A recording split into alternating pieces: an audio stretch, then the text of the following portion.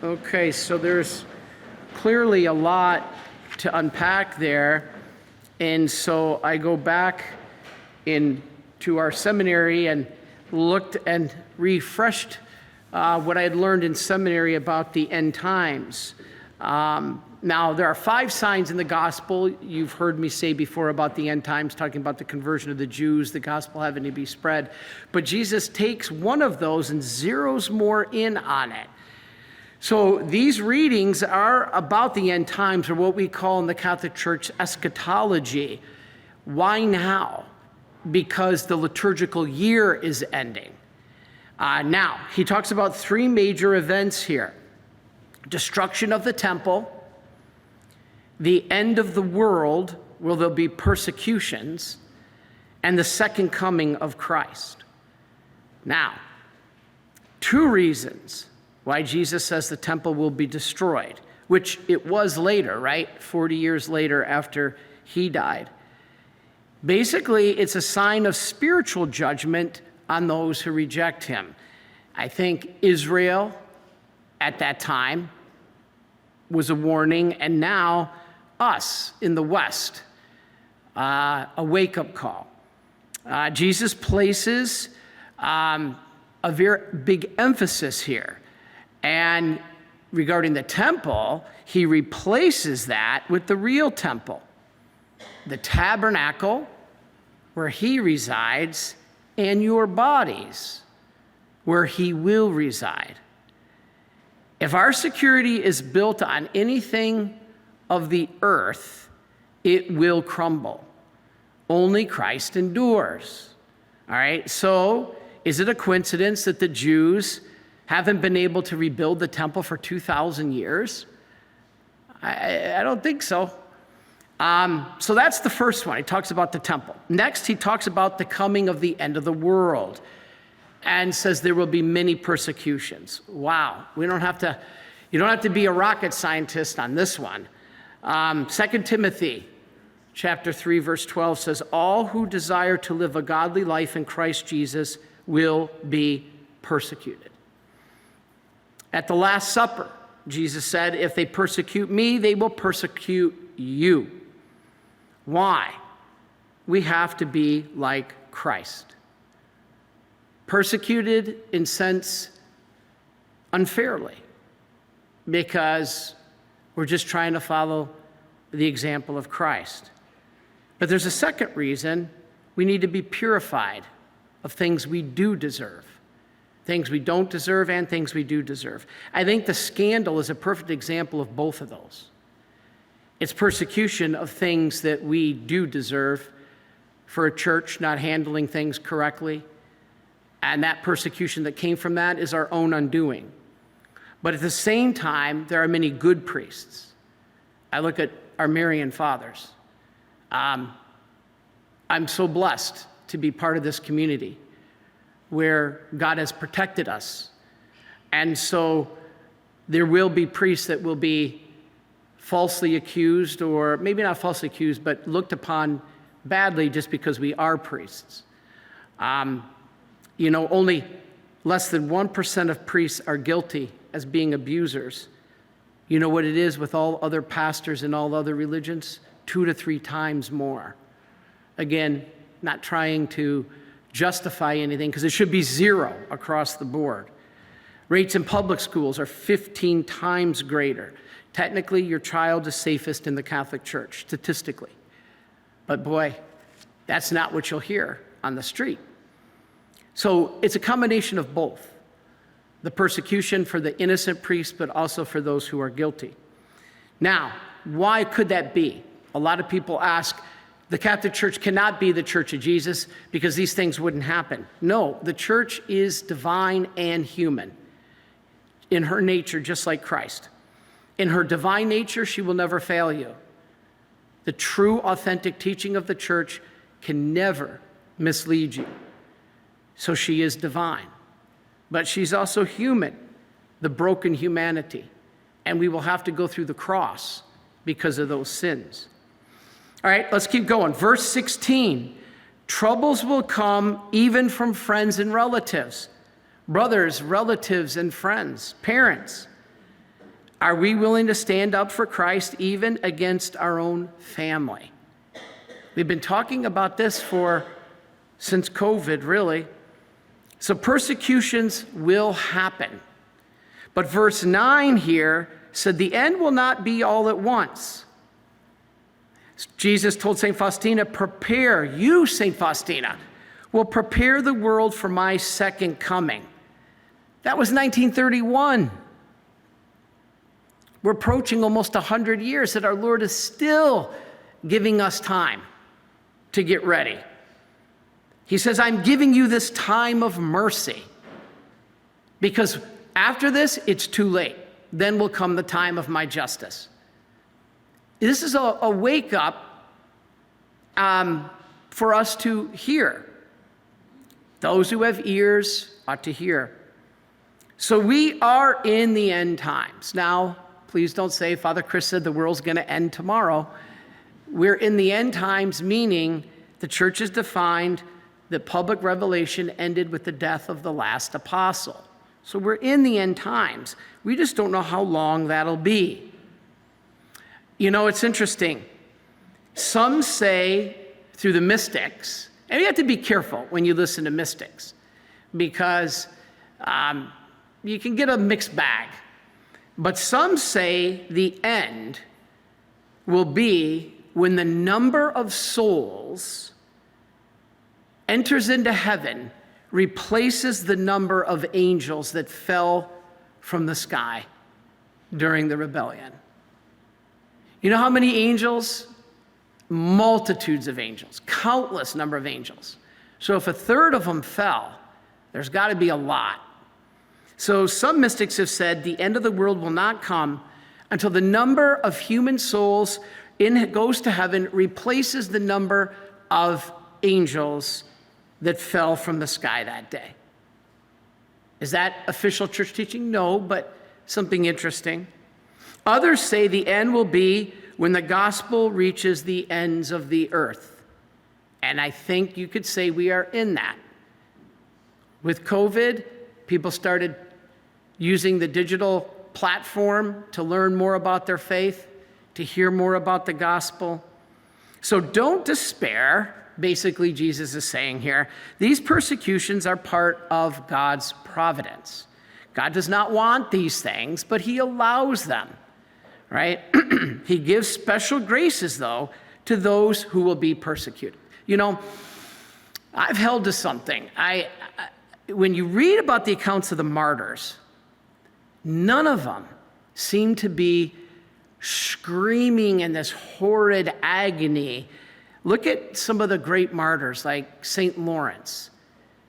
When they burned him, he was at such peace, and they said they smelled burning bread or baking bread. And he says, I'm done on this side. You can turn me over and do the other side now. There was just such amazing peace. The horrible situation in Nigeria, we can't speak about this enough. The need to pray for our Christian brothers and sisters in Nigeria that are being so persecuted. But there was a video going around of some being martyred, and I couldn't believe the peace that they had. It was almost like God was giving them some kind of a grace at the end because they were willing to die for their faith, that they had all this peace at the end. Even while in the middle of being tortured or persecuted or beheaded, they were not screaming out in agony or cursing God or cursing the executioners. They seemed to be at this amazing peace, and I just was so moved by that. Father Richard, God bless him, we were able to get him out of Nigeria, and he's with us now. And Father Richard has some videos of some Christians that were being persecuted in Nigeria. And I feel so helpless, but prayer is not helpless. We've been accused of it being helpless, but it is not. It's really all we can do. And I don't mean that in all like it's inadequate. It's the most that we can do. 7,000 Christians in the first 7 months of this year have been killed for their faith. 7,000 Christians the first 7 months of this year. And at the same time, 7,000 more have been kidnapped in the first 7 months of this year. The first 7 months of this year, over 100 churches were attacked, burned, and there are every month clergy being killed and kidnapped. These are the bravest people, the absolute bravest people. In 2020, Nigeria was listed by the U.S. government as a nation of particular concern. And the former administration to this one removed them and said the killing that's going on there is not based on religion, but based on climate change. I'm not getting political here. That is a statement of human dignity. That these people are losing their lives, being slaughtered, and they are put on the list as a nation of particular concern so that there would be sanctions and action taken, and they were removed by the prior administration because they were stating, the State Department stated, that it was not because of political or religious issues, it was because of climate change. This is ridiculous.